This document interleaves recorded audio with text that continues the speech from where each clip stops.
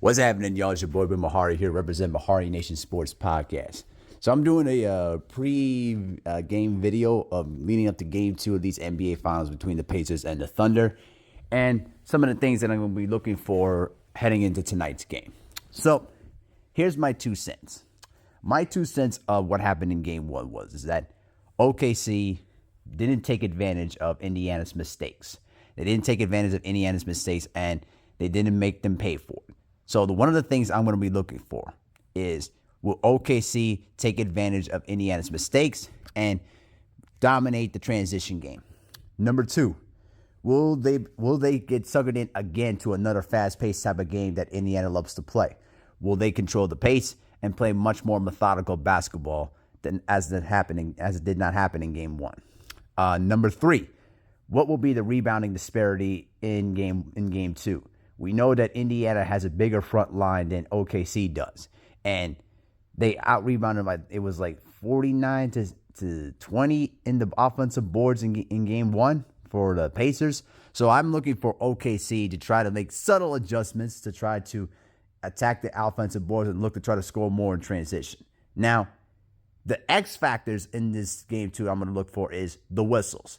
If the whistles favor OKC, I expect there are going to be a lot of free throw attempts for Shea and a lot of his other teammates. Now, if the whistles are more balanced and they allow the players to play more physical, that favors the Pacers. They have much more bodies to play much more physical style ball. And one of the things that I saw in Game 1 was that even when Shea got some questionable fouls, the Pacers did not panic. They didn't flinch. They continued their strategy, continued to play physical against OKC's guards like Shea and Dorr and Williams and Caruso, and it got them out of their sights.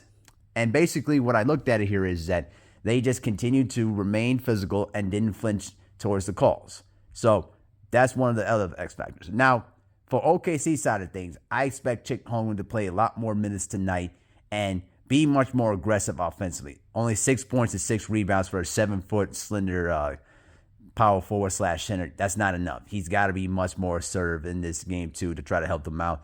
Also, Hartenstein's got to play much more minutes too. He's got to be able to help them out on the rebound on areas and basically clog up the middle a little bit more. Now, for Indiana side of things, I expect for Neesmith and Nembhard to play much better in Game 2. I expect the Indiana guards to try to handle the ball much better. I mean, they got away with all those turnovers in Game 1 to be able to pull it out in the end. But I don't think they'll be able to get away with that in Game 2. So I suspect that they got to play much more sounder basketball and much more disciplined too. Now, the other factor here is we got to keep this in mind. We know that Tyrese Haliburton is due to have a monster game, at least 2 or 3 in each series. So Game 1 was an aberration. He was able to win it at the buzzer, but he wasn't really playing that effectively well in Game 1. I suspect that at some point in this series, we know Tyrese Haliburton is going to step up and going to have one of those monster games like he did against Milwaukee, against Cleveland, and against the Knicks. So be aware of how Tyrese Haliburton starts this ballgame. Is he going to be coming out looking to be more aggressive offensively, looking to score more, or continue to be the distributor and the playmaker that he's always been? That's what I'm going to be looking for. The three-point shooting is going to be another X factor too. Indiana needs to shoot better from the outside. You know what I mean? They were able to get away with that, but with Obi Toppin's three-point shooting, you know what I mean? But I think that they got to shoot much better, a little bit better. And for OKC side of things, again, control the pace, control the tempo, and be much more methodical on your half-court sets. Because when we saw that in Game 1, Indiana had no answer for them. So I suspect for them to play much more sounder basketball and really start to become much more of a slog type of a game rather than the fast-paced type of AAU-style ball that Indiana loves to play. Because if they play that kind of style again, I give Indiana the advantage in terms of that scenario.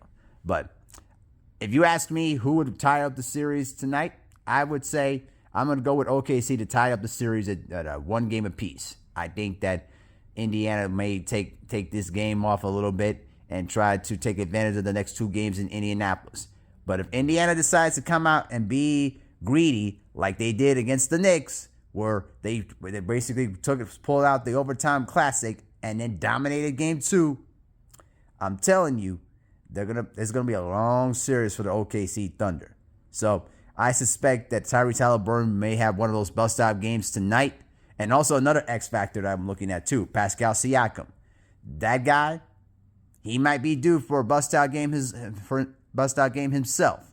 So we don't know who's gonna bust out for the Pacers tonight. It could be Halliburton, it could be Nesmith, Nembhard, or Turner, or Siakam. One of those guys is gonna have a bust-out game tonight, or a bust-out series, but it's all said and done.